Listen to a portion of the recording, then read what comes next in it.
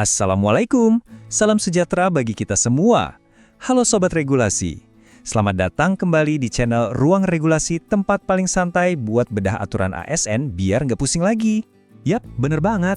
Tujuan kita di sini tuh ya cuma satu, bikin regulasi jadi asik, dan yang paling penting, nggak bikin pusing.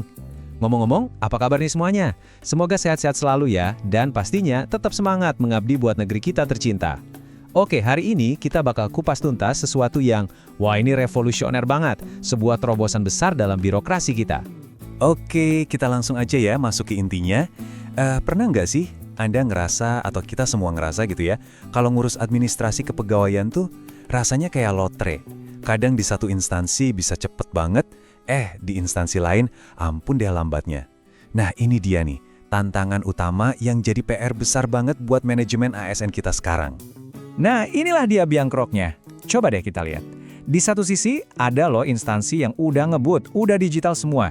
Tapi, di sisi lain, masih banyak banget yang terjebak sama tumpukan kertas. Prosesnya manual semua. Hasilnya apa? Ya gitu, standar layanannya jadi nggak seragam, kualitasnya jadi beda-beda banget. Prosedur yang membingungkan ini akhirnya kan bikin ada kesenjangan yang nyata antar daerah. Ini bukan lagi soal ribet doang loh, ini udah masuk ke masalah keadilan layanan buat para ASN. Tapi tenang, pemerintah nggak tinggal diem. Lewat Badan Kepegawaian Negara atau BKN, sebuah solusi super canggih udah disiapin buat membereskan masalah ini sampai ke akarnya. Dan inilah dia, Super Apps ASN Digital. Satu sistem tunggal untuk menyatukan seluruh layanan kepegawaian di seluruh Indonesia. Keren kan? Jadi gini, poin krusialnya itu bukan cuma soal pokoknya digital. Bukan, kunci utamanya itu ada di sini. Penyeragaman standar data. Ini fondasinya. Coba deh bayangin, semua instansi pemerintah, dari Sabang sampai Merauke, itu ngomong pakai bahasa data yang sama. Nggak ada lagi tuh drama dokumen ditolak cuma karena formatnya beda, atau kita harus isi data yang sama berulang-ulang. Dan kita ini nggak ngomongin proyek skala kecil ya, ini proyek raksasa yang menyatukan, coba bayangin, 643 instansi pemerintah ke dalam satu platform terintegrasi. Ini benar-benar langkah monumental buat merobohkan tembok-tembok birokrasi yang selama ini misahin kita. Nah, sekarang kita intip yuk mesin penggeraknya. Karena ini bukan sekedar sistem digital biasa. Di balik layarnya ada yang namanya kecerdasan buatan atau Artificial Intelligence, AI, yang siap bekerja 24 jam buat kita semua. Jadi begini, sebelumnya BKN itu sebenarnya udah punya standar yang oke kok, maksimal 5 hari kerja prosesnya. Tapi dengan AI, wah ini ceritanya udah beda level. Proses verifikasi yang tadinya butuh waktu berhari-hari, ya kan? Buat dicek sama mata manusia, sekarang bisa selesai dalam sekejap mata. Sama AI begitu dokumennya di-upload. Jadi waktu tunggunya itu kepangkas drastis banget. Prosesnya jadi gimana? Gampang banget. Pertama, ASN tinggal upload dokumen. Udah? Kedua, mesin AI yang super pinter ini langsung kerja. Dia analisis, dia verifikasi data, semuanya otomatis. Terus yang ketiga, klik, notifikasi persetujuan atau penolakan langsung muncul di layar. Selesai, simpel kan? Pekerjaan manual yang dulu makan waktu berhari-hari sekarang diambil alih sama mesin pinter ini.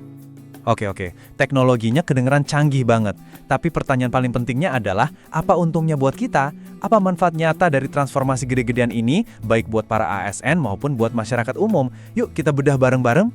Buat rekan-rekan ASN, manfaatnya jelas banget. Pertama, transparansi total. Setiap langkah, setiap tahapan itu kecatat secara digital. Jadi kita bisa lacak berkas kita udah sampai mana secara real time. Ini kan otomatis nutup celah buat praktek-praktek KKN. Dan yang nggak kalah penting, sistem ini jadi tulang punggung buat pola kerja yang lebih fleksibel. Misalnya work from anywhere.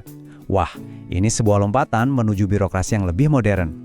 Nah, buat masyarakat luas, dampaknya juga luar biasa. Proses yang tadinya berbelit-belit jadi jauh lebih simpel.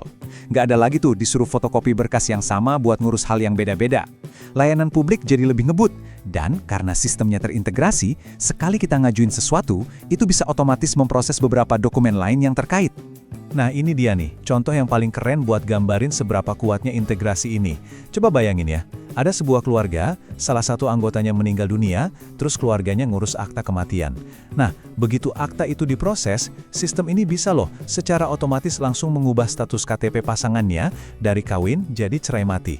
Nggak cuma itu, dokumen-dokumen lain yang terkait juga bisa langsung terbit, tanpa perlu ngajuin berkas baru lagi. Gila, efisien banget kan? Tapi jangan salah, transformasi segede ini pastinya bukan jalan yang mulus kayak tol, pasti ada tantangannya. Jadi, kira-kira apa aja sih rintangan yang harus kita hadapi bareng-bareng buat mewujudkan visi birokrasi modern ini? Jadi, saat ini proyek ASN Digital itu udah masuk tahap ketiga, yaitu proses integrasi ke 643 instansi tadi. Tapi, ada 3 tantangan besar nih di depan mata. Pertama, memastikan infrastruktur teknologinya siap di seluruh pelosok negeri. Kedua, menjaga keamanan data kita semua dari serangan siber. Dan yang ketiga, ini yang paling krusial, meningkatkan literasi digital seluruh ASN biar kita semua bisa pakai sistem ini secara optimal. Pada akhirnya, ya, semua usaha ini, semua kerumitan ini, muaranya cuma ke satu visi besar, menciptakan sistem birokrasi yang bisa dipertanggungjawabkan, efisien, dan responsif. Kalau ini berhasil, bukan cuma kerjaan kita sebagai ASN yang jadi lebih gampang, tapi yang jauh lebih penting, kita bisa memperkuat lagi kepercayaan masyarakat kepada pemerintah. Nah, sekarang giliran saya nih yang mau dengar dari Sobat Regulasi semua. Coba deh, ceritain di instansi tempat Anda bekerja, kira-kira sistem atau proses apa sih yang menurut Anda paling perlu disentuh sama AI, biar nggak ribet lagi? Saya penasaran banget pengen tahu. Langsung aja tulis di kolom komentar ya, kita diskusi bareng di sana. Oke deh, terima kasih banyak udah nyimak pembahasan kita kali ini. Semoga ada manfaatnya dan bisa ngasih pencerahan baru ya.